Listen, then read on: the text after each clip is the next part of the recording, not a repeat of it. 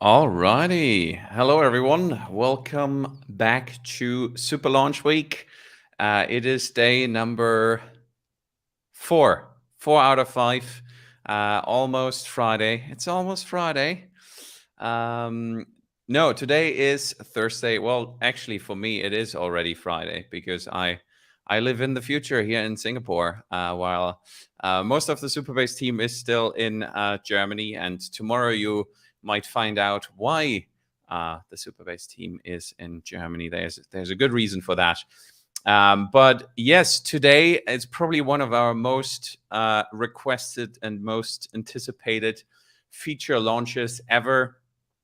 Functions and not database functions. We had database functions for a while, but for some reason, when you put database in front of your functions, people go like, don't want that.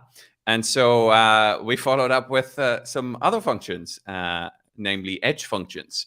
And so hopefully that will be a bit tastier, and we'll look forward what what people say. I mean I've worked with it for a bunch of examples now, and I'm pretty blown away, and we can have a look at it. But maybe Couple. So you might remember Mr. Couple from some launch weeks before, and we also have Indian here, who is actually, I guess, the mastermind behind what now is Superbase Edge Functions. And maybe you want to give us, I think Couple would be nice if you give us a bit of a background of functions at Superbase, and then Inian, you can maybe tell us how we actually now shipped functions. Should we do that? And I think we can't actually hear you. Can we hear you? I don't have any audio. Can you check your settings? Okay, we can't hear anything. Edge functions. Yeah, so maybe let me just What about now? Oh, yes, lovely. Okay. All right. Use my MacBook speakers, but Ant's actually joining us as well. So Sweet. the history of functions. Well, first of all, if you're joining and you don't know what Superbase is an open source Firebase alternative, and we're building the features of Firebase using open source tools. And that's quite a critical point, building with existing open source tools wherever possible. That'll be important to note later on as we discuss functions. But we've been running since January 2020, we launched, and we got into this mode where we kind of ship as fast as we can. But the core of Superbase is around the database, the Postgres database that we offer. You can sign up and you get a hosted Postgres database. And we build a lot of tooling around the database, and we try to use existing open source tools to provide these features. And then we started doing these things after Y Combinator, and we were in the YC Summer 20 batch, and we had a lot of people requesting for auth, and we shipped that. And we started doing this thing every 3 or 4 months. We would do a launch week where we would launch one thing every day for a week. This is now our 4th launch week. But every single launch week, people would request one major thing, which is functions. And in particular, as you said, not database functions. They had to be functions, serverless functions that you would write in JavaScript or TypeScript and run some custom code. So this was very highly demanded. At the start, we actually didn't really feel like it was that important because we just think that some other platforms are doing a great experience. For example, Cloudflare with their workers are great. Vercel with Next.js, as well as Netlify, they also have a great functions story, and they do such a good job of it that we figured, well, you can just use those. And we started off with like an idea that we would orchestrate these functions, and that actually fell away, and slowly we started coming around to the reasons why people were asking for serverless functions. So we decided that if we're going to do it, we'd do it right. And after several iterations and ideas that we went through, we can talk about a couple of them now. We ended up landing on using Deno. But really at the start, Inian, maybe you want to discuss, we were really tossing up a lot between a few different ideas, which are basically containers as a service and then functions as a service. Yeah, so functions, yeah, as Kopal mentioned, there's like it's been asked for quite a lot, and we have been sort of postponing it. By first we released the RFCs for workflows, and then because we really didn't know what we could do differently, and we just didn't want to launch yet another functions product, and it took us some time to figure out what that is, and it took yeah, for a few weeks of just going through different products, designs, iterations. We explored. I tried out pretty much every single functions platform that's out there, and yeah, and realized there are like two main flavors.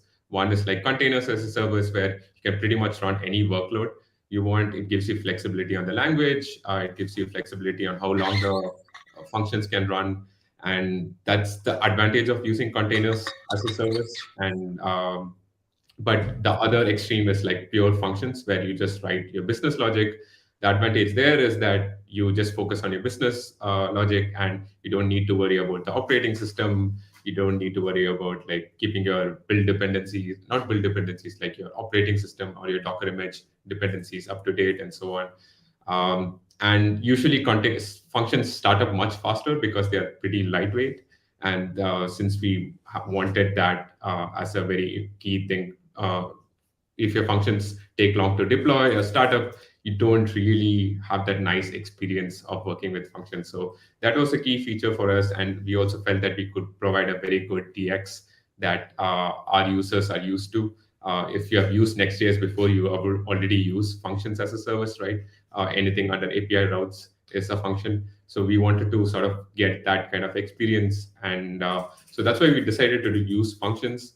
And the other thing was where to deploy the function itself. And since we already had database functions, which were co-located with your database, if your workload is pretty data heavy, it wants to read or write to the database a lot of times, you're probably better off using our database functions. And functions, if deployed globally, they're if your database is in one region, say US, and your user is in Australia, the function launches up in Australia. So the latency is going to be pretty small because the function is close to the user, SSL handshakes, everything is going to be fast. And but if you read and write a lot, it still needs to talk to the database, right? So that's the trade-off. But since we have both now, if you have a workload which is data intensive, you can use a database function. And if you want to provide a global experience to your users, where the function startup time is important and it's close to your users, so we have edge functions now. And so that's sort of like the whole thought process. There are a lot of other things that we considered, like platform security, how scalable it is it open source, how good the local development experience is going to look like. So yeah, there's like quite a lot of thought into choosing the platform before we settled on Deno. Yeah, there was a lot of different options, as Inian mentioned, for the platform. And I feel the moment we really made the most progress is when we went back to the start and we just mocked out the developer experience. And we said, how do we want this to work from a CLI perspective? You know, like what is the code that we expect people to write? And I think what you've got now on screen, Thor, is basically like what we mocked up originally. And then from there, the decisions started to get a lot easier of like, oh, well, we should use this tool. Ultimately, I'm sure we'll get onto the platform we landed on. But that was really when I feel like we had that breakthrough moment, was when we went back to basics and we just said, well, from a DX perspective, like what was the best possible, like where do we want to get to? And this one, actually at the moment, the new deploy invoke logs, this one's the critical sort of path where actually most developers really want to take it. And it's actually one of the reasons why we couldn't get to functions sooner, because this experience of logging or debugging your functions has to happen within your logs. And very often it happens on your live production logs. You're seeing errors that you cannot experience locally. And so, you know, we acquired a company, Logflare, in December last year in our previous launch week. And since then, we've been building out this logging ingestion platform where you can see log streaming live into the Superbase dashboard. You can see it here. We've got graphs and charts. You can see the results of it. And this end-to-end experience is something that we really had to build out before we could even start on the local development of the functions. Yeah, and I think this is pretty powerful. Like when I was playing around with it and just, you can actually spin up, I think like including the installation of the CLI, which takes the longest time, you can like deploy a function in like 90 seconds. Like create it, deploy it. The deployment is actually just a couple seconds, but then you get the URL, you click through, you see it in the dashboard, you get your logs are refreshing in real time. You get like the little notification up there. Yeah, it's pretty amazing. And then you can develop and test locally, so you can spin up the Superbase stack with Docker locally, and it works with authentication. Like the whole stack is just on your machine. You can run like database migrations. You can have kind of initial seed data. And so also for like the example app, we actually have an initial migration that sets up your customer table, which you need to like track your customer Stripe customer IDs. And it just makes for pretty fantastic developer experience. Yeah. And I think maybe at this point, should we get our guests into the stream as well? Let's do it. We have some fabulous guests, and we actually have a little intro teaser.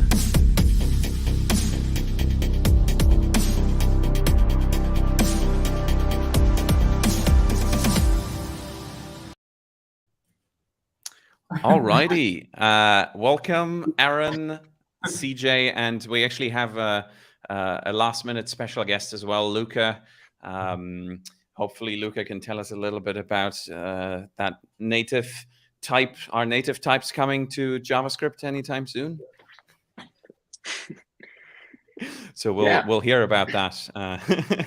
But yeah, thanks so much for joining us. Maybe we quickly just go around the room.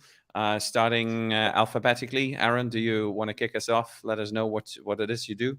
Yeah. So, I work at the Deno company with Luca. I focus mainly on deploy. And so, with Luca, Luca and I implemented a good chunk of the infrastructure that Supabase is using to kind of build out these functions. And so, yeah, I'm excited to get this launched and get user feedback. Nice. Then next would be CJ, if we go alphabetically. Sure. Hey, everyone. I'm CJ. I'm a developer advocate over at Stripe. Thor and I used to work together.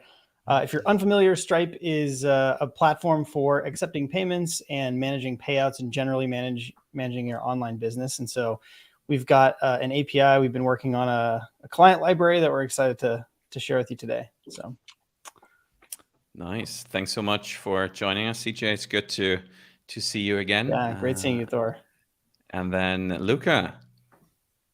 Yeah, hey, I work at the Deno company together with Aaron as well. I work on the Deploy project. I also work on the Deno CLI, and I'm also a delegate at TC39. So that's the JavaScript standards committee. Yeah, that's where my question came from.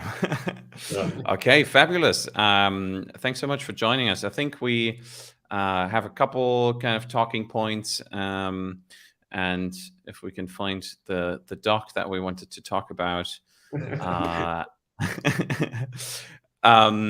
Yeah, I think maybe actually from our side, if we start sort of why we chose Deno, I think we talked about it a little bit. But maybe, Inian, you can go a bit more kind of with Aaron, sort of what that exploration looked like and the partnership we ended up with. Yeah, sure. So we chose, I think the main hook that got me for Deno Deploy specifically was the playground experience that Deno had. Like so Deno has this nice experience where you go to the website, you type out a function, and when you press save, it gets deployed in seconds.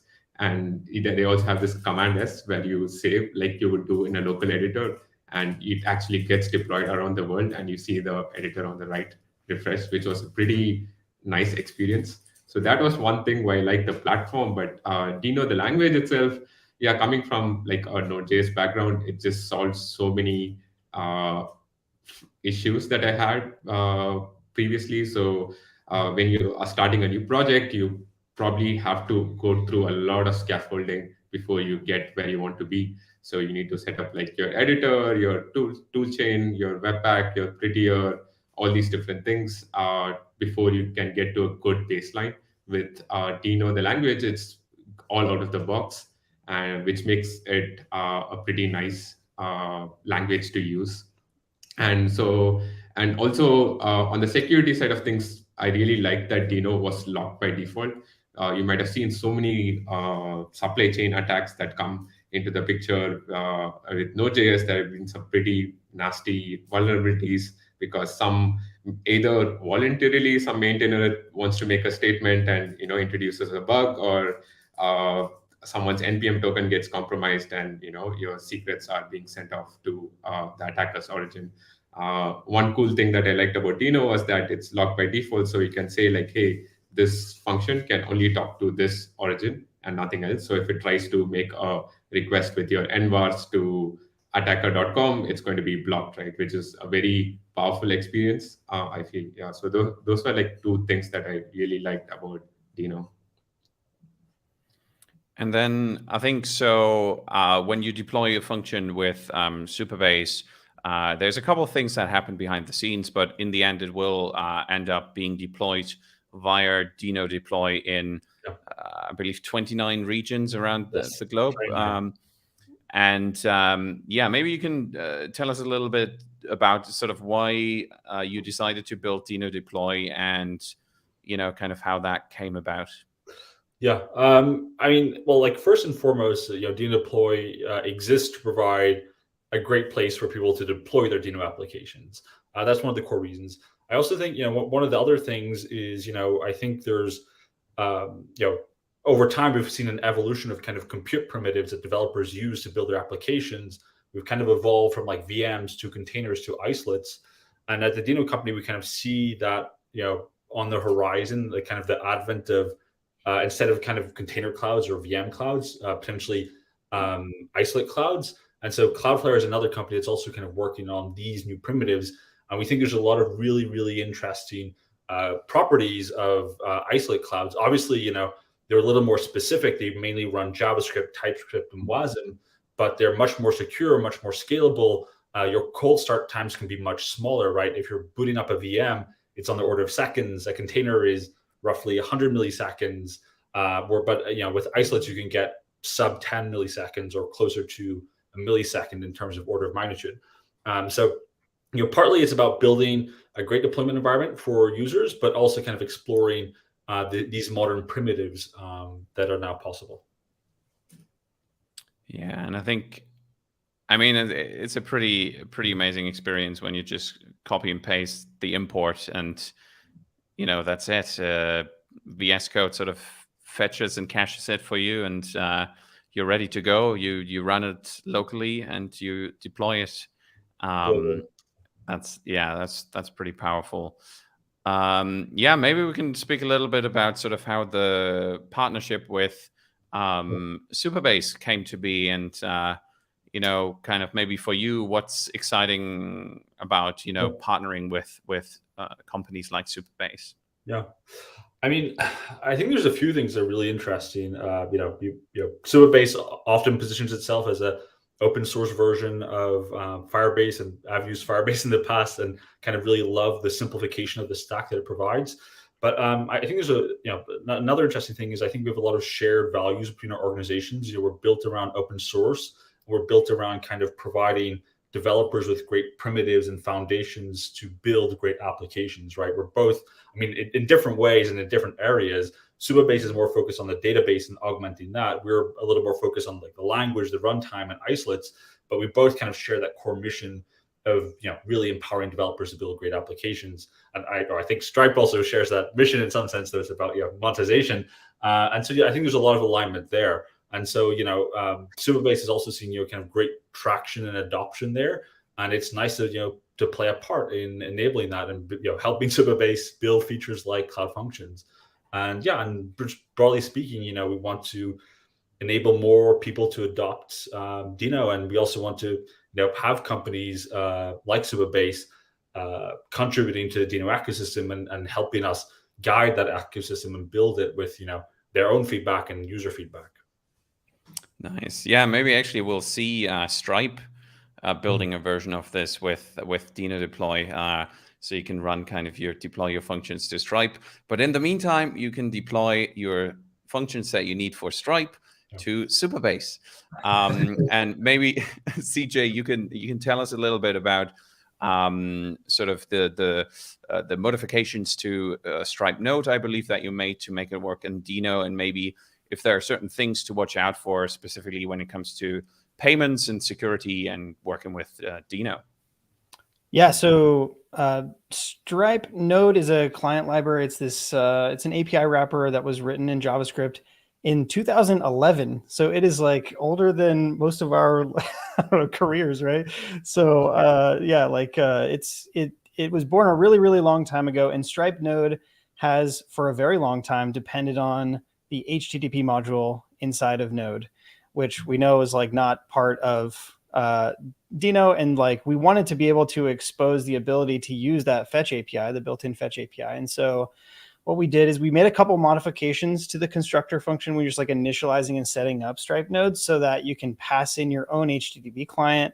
So it's actually like a very small change that you need to make, and we wanted to like really keep that developer experience really tight when you were using the Stripe Node client library in any environment. But we especially heard tons of demand from developers who wanted to do these deploys either to Cloudflare Edge Functions, or they wanted to use it with Deno. And so, yeah, there on line 9, we have this one sort of argument that you can pass when you're constructing it that you say you want to use fetch instead of using the built-in Node HTTP module. So that is sort of the first sort of change that you might need to make when using Stripe Node in the Deno environment. The second is dependence on the Node crypto module. And so we do like the HMAC-based signature verification for webhook signature signing. And so when you set up a webhook endpoint to be notified of events that are happening on your Stripe account, we're going to send a post request to your Firebase, or your Superbase function, right? To your So you want to make sure that no attacker is just making post requests with curl telling you that they bought that pair of shoes and you should send them their pair of shoes or something. And so now what you can do is you can verify that payload came directly from Stripe by verifying with like the signature that is included in the header. And instead of using the built-in Node crypto module, you can specify this crypto provider. And I think, correct me if I'm wrong, but I think Deno exposes just the like base JavaScript crypto. Same crypto APIs in the browser. Right. Yeah. So the same web crypto, I think, the web crypto API. So that's, I mean, fingers crossed, right? We've heard that like, Deno is definitely influencing all of the JavaScript ecosystem a lot with regard to both fetch and like this crypto module. And we're really excited to see the direction there. And so that's really the two small changes you need to make to Stripe Node to be able to deploy it in these Deno environments. And so, now like your Supabase functions can be spun up, and now you can, create payment intents or checkout sessions or redirect to the billing portal that is part of Stripe pretty simply. And so, I think Thor has a sweet demo that's like React Native with this really cool backend. So hopefully we'll get to see that. I don't know. Yeah, maybe actually that is a good leeway into a quick demo that we can do. Let me do that. So I have to say I haven't done the webhook yet. So pretty much what I have here is the payment sheet handler. And so this is kind of when you do mobile payments. You have in the Stripe SDKs, there's this concept of a payment sheet, which makes it really simple to kind of take payments, including like Apple Pay and Google Pay and all that jazz. And really what you just need to do is you need to basically get the Stripe customer ID of the authenticated user. You need to create an ephemeral key, which is kind of a short-lived key that you use to kind of get the customer's payment methods and show those stored payment methods to them in a secure manner. And then you create this payment intent for them. And so what I'm doing here is I'm just actually storing the Stripe publishable key in my Superbase secrets, which are then exposed via the Deno environment variables. Maybe I should zoom in a little if people can see that. And then I'm just returning that publishable key, which is needed to set up the payment sheet. I'm returning my client secret for the payment intent. I'm returning my ephemeral secret, and then my customer. And really kind of where the power comes in here is sort of this bit, which is the auth header. And on the client side, we can look into this where, so we have our project root, maybe close this down, and then we have our Expo app. And here in the payment, we have our payment sheet, and we can use the Superbase JavaScript client here to call Superbase functions and invoke our function. And what happens in the background is, because the customer is logged in, so we have like a auth component here as well, where we can sign in with email, and that's using Superbase auth, and that's all integrated. So once the user is signed in with Superbase auth, then automatically the authentication context of that authenticated user is passed into the function invocation. And we can, of course, also type our invoke function here, so with our function response, and then the data is our function response. And so you can see here from the data, we can get then our payment intent, our customer, our Stripe publishable key, and then we can simply open our payment sheet. And now we have that function here. So here is where all that magic happens in our Superbase functions. We can write some util functions that we can share kind of across. So this is where we have our Stripe client.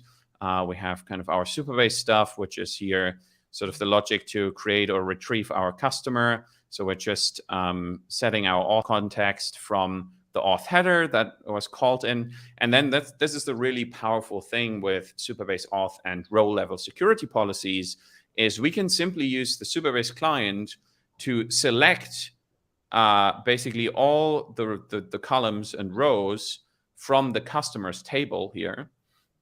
But because we have a row-level security policy that says only I can only see the customer data for my own user. And so that is kind of like a pre-filter, is when we go to the database and execute that, Postgres actually filters out all the data that you're not allowed to see and only returns the data you as the authenticated user are allowed to see, which means that in this case here, we have kind of two scenarios. Either we have exactly one result, which is, okay, we have a customer existing for us, and so we just return the customer ID for that one result that we found. Or we have the scenario where we don't have a result, and so this is a new customer, and then we actually need to create a customer object for them. And then the next time they invoke this, we find their existing customer. And so, you know, with these couple lines of code, we have a secure payment setup with authentication in our Expo app. And so now let's actually go ahead and deploy this function. So with the Superbase CLI, we can just say Superbase functions deploy, and then we put in the name of our function, which here is the payment sheet. We fire that off. And as I mentioned, I was cocky, so I'm going to try and race this with opening. Yeah, so there we are. We are deployed within a couple of seconds. So our app, okay, so this part, so the deploy part worked seamlessly. The iOS simulator is always a bit buggy, but maybe while this is spinning up, what we can actually do, okay, now it is working. And so I logged in as a user already. So Superbase auth also saves that and the refresh token, and then automatically keeps me logged in there. And so you can see now I'm logged in. We found the customer, and we can just hit checkout, and we see the stored payment methods for that customer here. We can use Apple Pay, although I found that now it shows me pay with Touch ID, but I don't actually know how to do that on the simulator. So not sure about that, but we can pay with our saved card. Just click that here, and boom, payment successful. That's it. We can restart the demo, and we're locked in. And we can see we get kind of our existing payment methods again. So, and then the really cool thing is here, I have my function deployed. I can just click on the link, and I can open up my Superbase functions dashboard, where I can get all my logs and all that good stuff. So you can see here the function is active. You can see I've hit that deploy button a couple times. We're on version 16 now of that function. And yes, for me, it is actually already Friday. You can see that here. But then also you get some useful commands here. You can invoke your function if you want to test it. You know, in the end, it's just a post request. And here you can see how you can manage your secrets. But then I think what's really cool is you can dive kind of into the invocations here, maybe look at the last hours, and you can see kind of what's been happening. So here we've got that one from the 1st of April. We get some details. We can see our user agent is Expo. And yeah, I feel like I've been talking a lot. So do dig into that repository. It is shared in the blog post.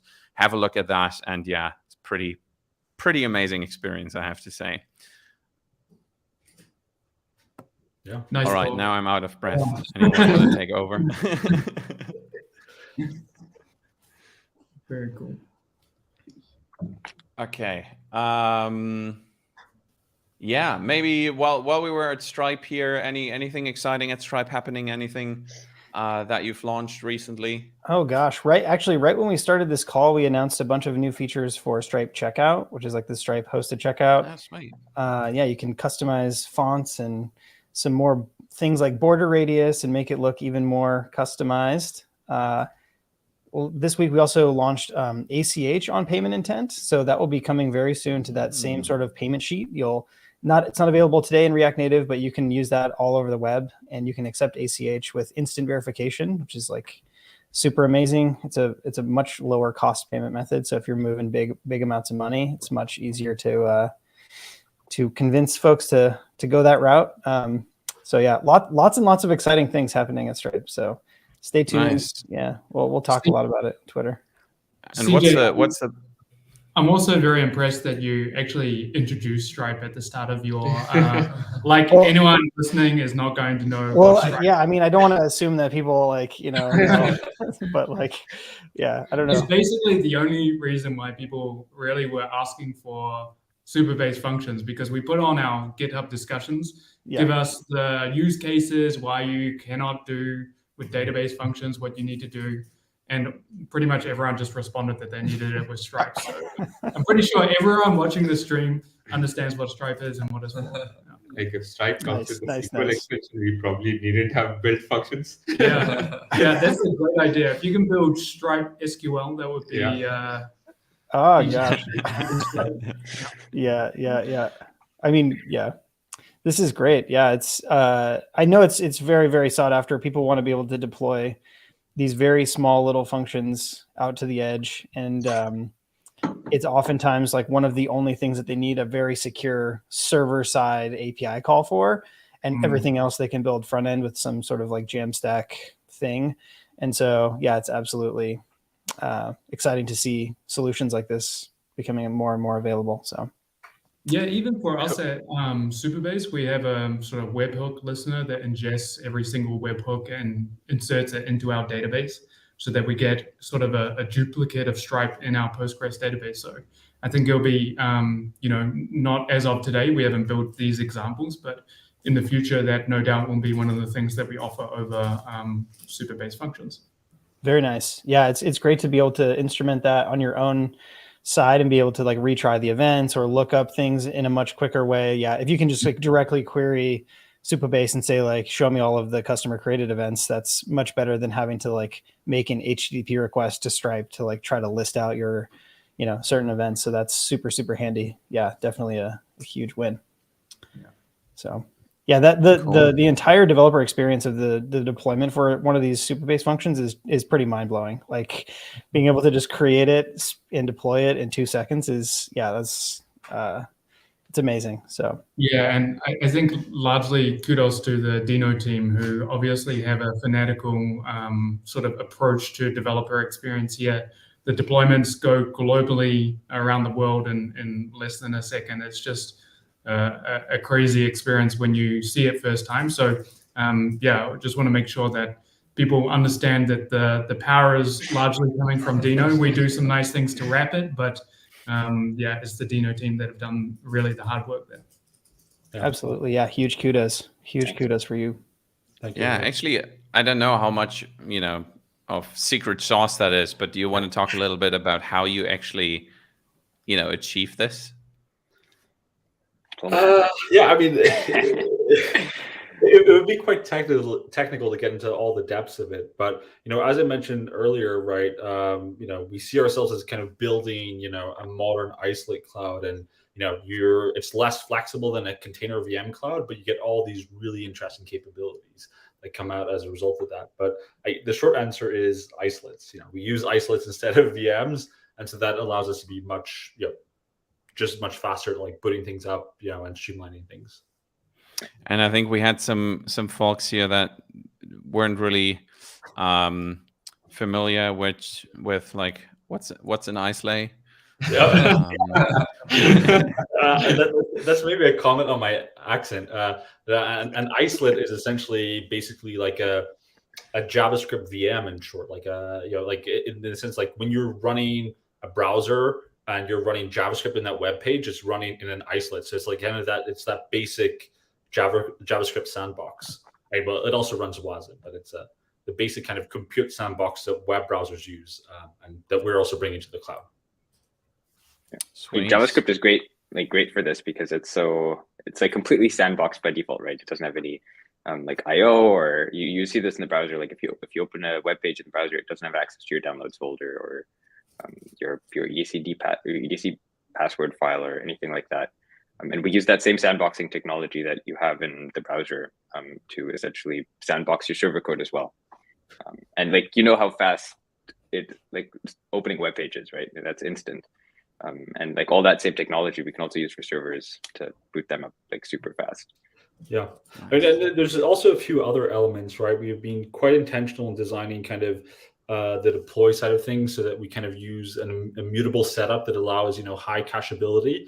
Some of that we're still improving, but that's the general kind of pattern, right? When you basically deploy a function to Superbase, we can kind of tell already, okay, is there an isolate already running for this? Or do we need to boot one up? If we need to boot one up, do we have one kind of like in our hot cache, or do we need to go and fetch it kind of from our cold cache? So there's those kind of optimizations that will allow us, I think, over time to kind of improve this even further and ensure that you essentially get a completely seamless cold start.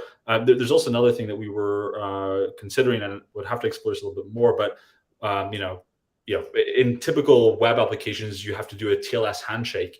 And so one trick that we and Cloudflare also use is you take that signal of a TLS handshake and you pre-boot the isolate based on that. So I think there's kind of like similar optimizations that we'll explore in the future with Superbase to kind of ensure that cold start times are essentially seamless for end users. Nice. And maybe apart from, kind of that, sort of what's on the roadmap, anything exciting you can share for Deno Deploy, kind of what's coming? Yeah, we're working on a lot of things right now. I think as a result of this call, we'd love to help you guys get WASM support built. That's already supported by the Deno Deploy platform, but it requires a few changes to Superbase's setup. It shouldn't be too hard. So I think it's probably something that you guys, we'll have to coordinate on this, but it's shippable on the scale of weeks or a month or so. So let's look into that. I think otherwise, we're, as I mentioned before, we're trying to, we're expanding the Deno ecosystem, and we're getting, key partners kind of involved in this. So I think there's some exciting news there too, where we see ourselves, we want to surround ourselves with great companies like Supabase that value, DX and kind of help us shape that ecosystem. So it'll be more there on that side of things. Deno Deploy is also technically right now in beta, in a public beta. So we're looking to go live to production this year. And with that, we're doing a lot of work around, growing our, both like our robustness and our capability to handle kind of large, very large peaks of traffic. I mean, we can easily handle thousands of RPS today, but we want to one of the goals that we're working on internally is, can we hit, and it's not trivial, but can we hit something like 1 million RPS, which is actually a significant percentage of like the world, of the traffic served worldwide.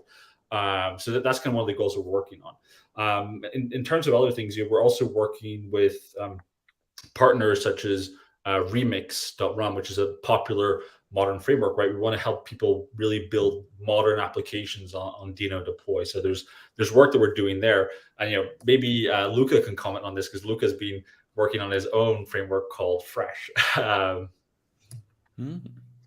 Yeah. What's we've Fresh, been, Luca? Yeah, sure.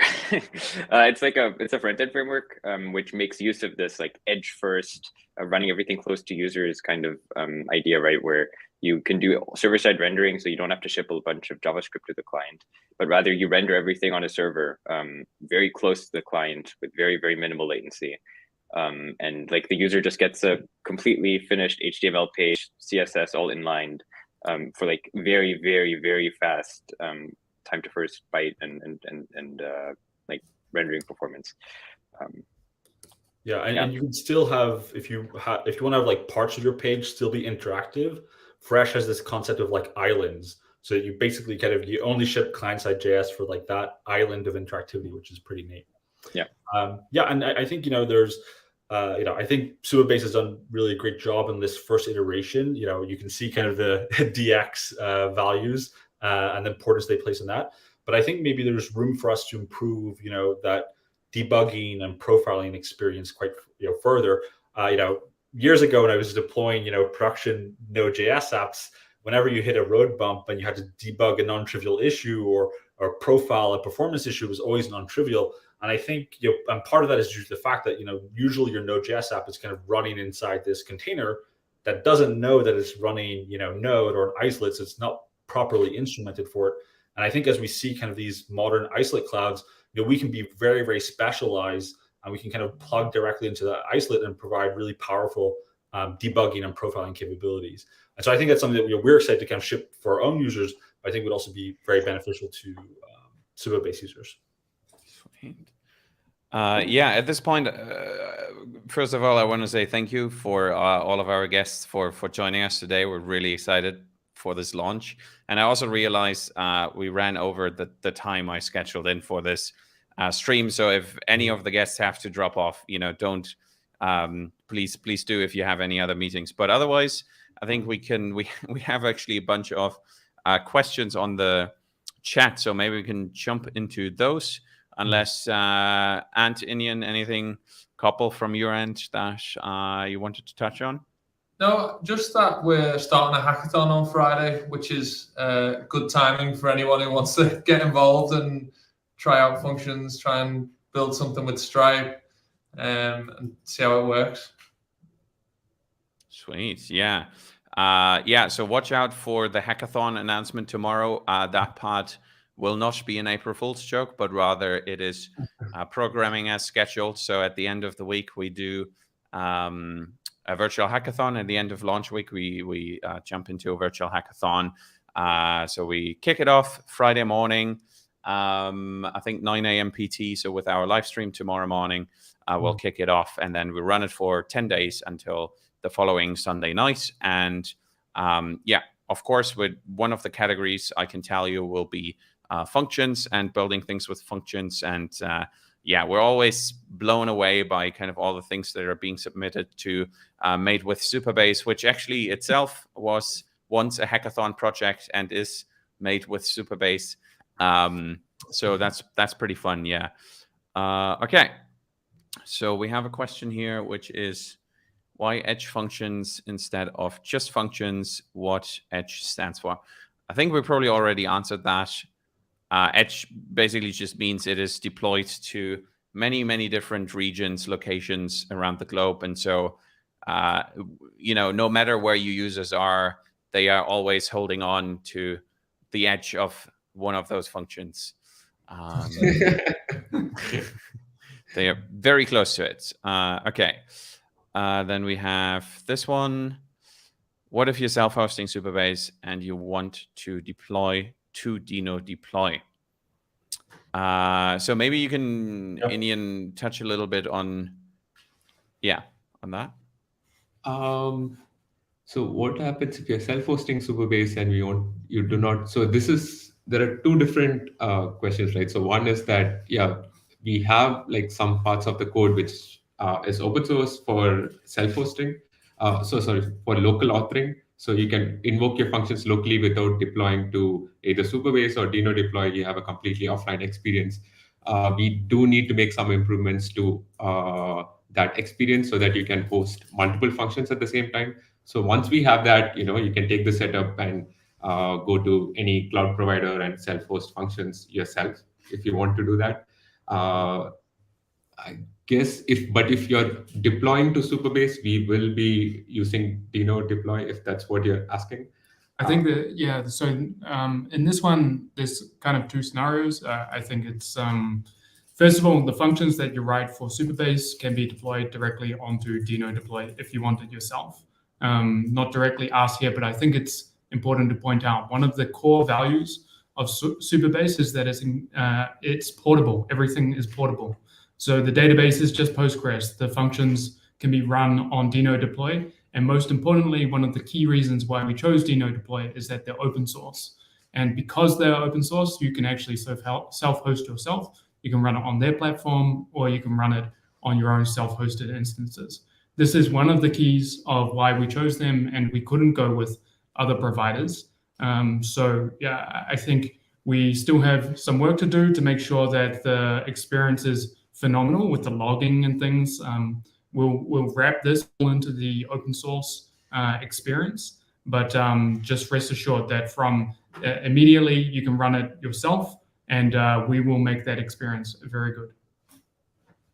Yeah, and awesome. Maybe just to add to that briefly, at Deno, we put a lot of work into ensuring that applications that people build for Deno Deploy can kind of run seamlessly on Deno CLI, and that enables people to run them locally, but also to run them on an EC2 instance or in a container anywhere. So you can very much easily do that and kind of unplug yourself in a way, right? Like and it's something that we're wanting that we want to commit to in the future. That if we add new APIs, that we strive for parity between the APIs you have in the cloud and the APIs you get in the CLI. So we don't ever want to vendor lock people via APIs.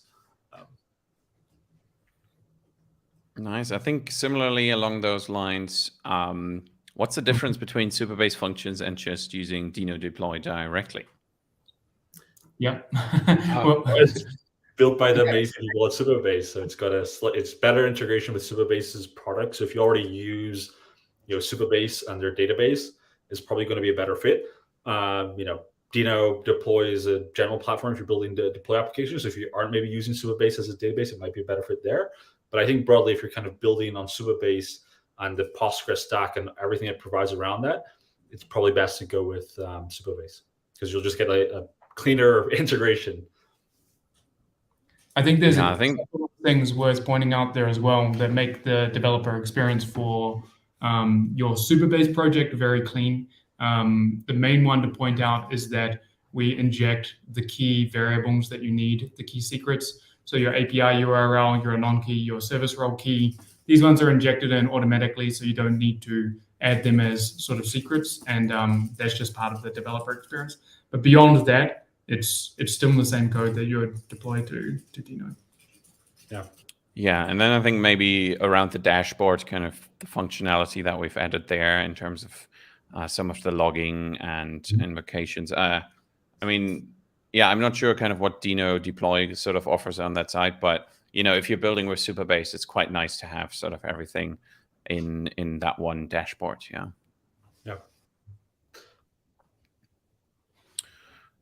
Cool. Isolate, we had that there. Can you self-host Deno Deploy? Yeah, I think we answered that. It's open source. Go do whatever you feel like. What does this mean? Okay, this is interesting. I'm not entirely sure if will Superbase be partnered with Strapi as their database. Is Strapi a Strapi is database? you can actually deploy it already on top of Superbase. It's important to highlight that the database that we provide is just Postgres. So anything that you would deploy on top of Postgres, run your own migrations, you can set up the database however you want. We once again provide some niceties around it. But if you want to use Strapi with Superbase, you can just use the database itself. And then we have this while everyone's talking, that one guy in the background concept. Yeah, Wenbo's keeping the platform together. So we're still going to ship 3 more things tomorrow. They're working on tomorrow's features. Yeah.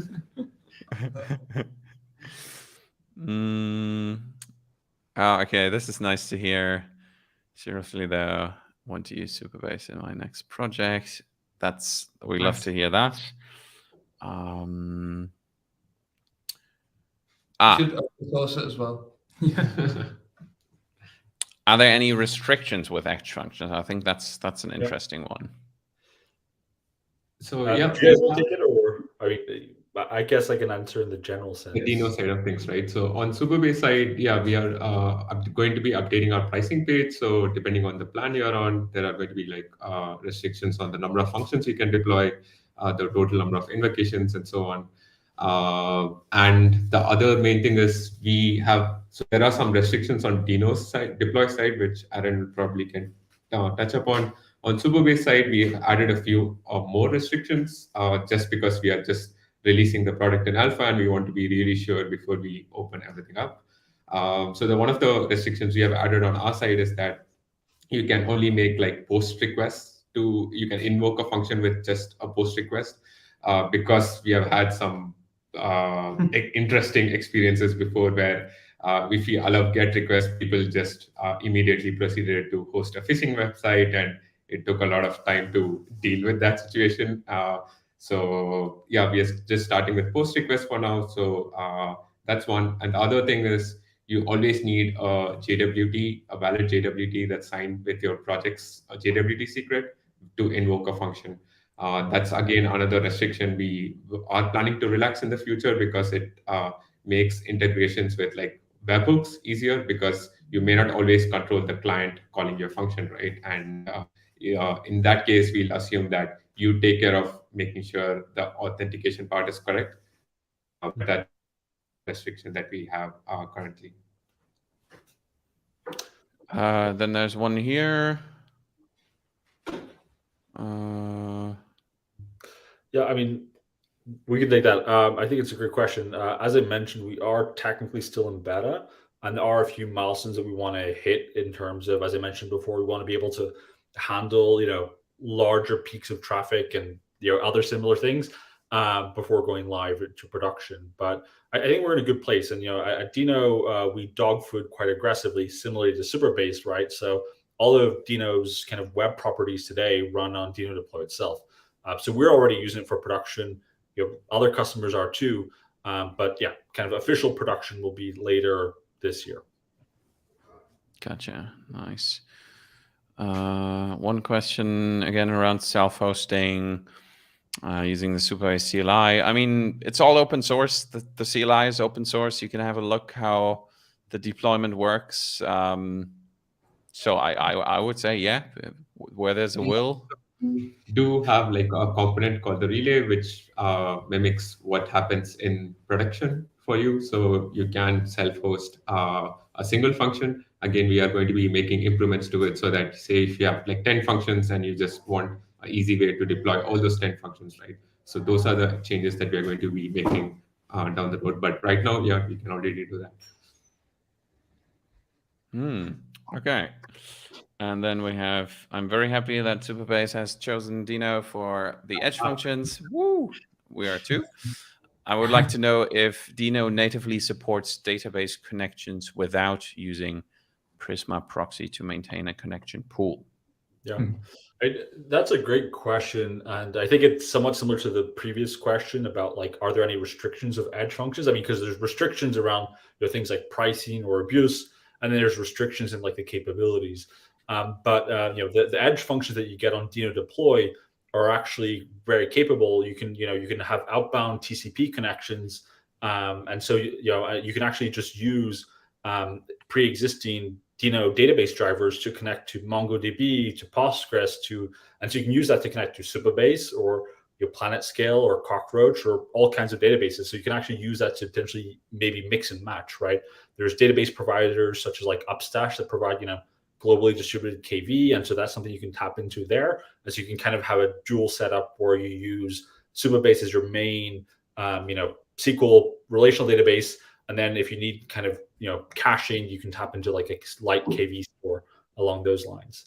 But yeah, in short, on Edge functions you can connect to anything over TCP, and Deno has DB drivers for all the main databases. So also one worth pointing out here, just to sort of answer the question in a roundabout way, they're asking for database connections without using Prisma proxy. Actually, the Superbase crowd, it's very popular to use Prisma with Superbase. We provide a connection pool, PG bouncer, as part of your deployment. So if you're using Prisma and you are deployed to serverless functions in any way, whether it's AWS Lambda or anything at all, you can connect to your Postgres database using the connection pooler, and that will soak up the connections, and you won't see the sort of problems that you'd see connecting directly. Yeah. Cool. And then I think there's one here. Are there any restrictions on a Deno function size? Yep. So again, that's going to depend on which plan you're on. I think for the Pro plan, it's 10 MB, I think. I need to check. But yeah, if you're on the free plan, you can deploy functions up to 1 MB. If you need larger function sizes, just get in touch with us, and it's not a hard limit. I think if you rewatch the Wednesday stream, hard limits, we don't know what that means. We're very, very soft on the limits. But yeah, you can check out supabase.com/pricing, and I think we now have by default kind of spending limits, and so you can be safe, even if your project explodes. And we do kind of gracefully allow you to burst those limits, which are pretty soft. And then Rory, you'll likely get a call from Rory to like figure things out. Yeah, there are Cool. also other things that we are going to be doing after launch week to optimize what's the size of your Deno function. I think right now we don't do any compression on our side before we upload, and I think there is a format called ESZips that we'll probably work with Deno to get that out, so that even larger function applications can be bundled in within, say, an MB or 10 MB. And the other thing is, I think Deno is also exploring minifying bundle sizes. So even before that, we might use something like that to make sure that the function that you upload is actually quite small. So yeah, you can build pretty complex applications with just like 1 or 10 MB. Yeah. Nice. Nice. And I think with that, we're way over what we had scheduled. But I mean, that was on me, because I mean, I could have guessed everyone would be excited about functions. And Ariel, I also want to know. Okay, did I miss anyone's question? Anyway, any last words? Otherwise, I think what we can do is I have We've got this. one extra question. Are types coming to JavaScript natively anytime soon? Oh yes, native JavaScript. Yeah, Yes, I mean, very I'll hand it important. over to Luca. He works. He represents Deno at TC39, so he's actually been involved. Yeah, I actually, just before this meeting, we were having a TC39 meeting right now. So like, I'm in the middle of the lunch break right now after this after the meeting. Yeah, we were actually discussing it the other day, and there's obviously many things we need to figure out how it should work, and like what the exact limitations are and everything. But I think there's definitely positive sentiment from the committee. So maybe not this year, maybe not next year, maybe not in 3 years. You never know how these things go, but I think it'll happen. Yeah. Amazing. Amazing. Okay, so this was the question from Ariel, which is not related necessarily to Deno, but when is SvelteKit coming? Yes, very good point. We'll follow up. We have folks on the team working on it and figuring things out. There are some differences with how like Svelte is server-side rendering. Yeah, there he is, Andrew. Andrew is the man for your Svelte problems. Okay. Yeah, and I think with that, thanks so much for joining us for probably our biggest launch yet this week. Well, we still have tomorrow. Maybe. We'll see what happens tomorrow. Yeah, it's another big one tomorrow, so you also don't want to miss that. Yes, indeed. And we also have Supabase Edge Functions Quick Start, which is premiering right now. Maybe I can actually show you how we do this. So it was unlisted just for the blog post, and now I just set it public, instant premiere. And so if you don't want the party to end, you can hop over to the chat on the other on the other video. But I think yeah, that's great. Okay. Any last words? Any shameless plugs? Anyone? No, we just want to say a massive thanks to the Deno team for obviously working closely with us on this one. They shipped as fast as we did. We're always pushing it right up to the last minute, and they were as well. So just want to say a big shout out to them for joining us on this ride, and hopefully a few more launch weeks. Yeah. Awesome. Thanks so much. And then we'll go into that bopping beat, which is made by our own John Mayers. Nice. He actually prepared that for the remix course, remix plus Superbase course that's coming. And so let's bob along to that. Thanks so much, and see you all tomorrow. Bye-bye. Take care. Bye. Bye. Yeah. Starting soon.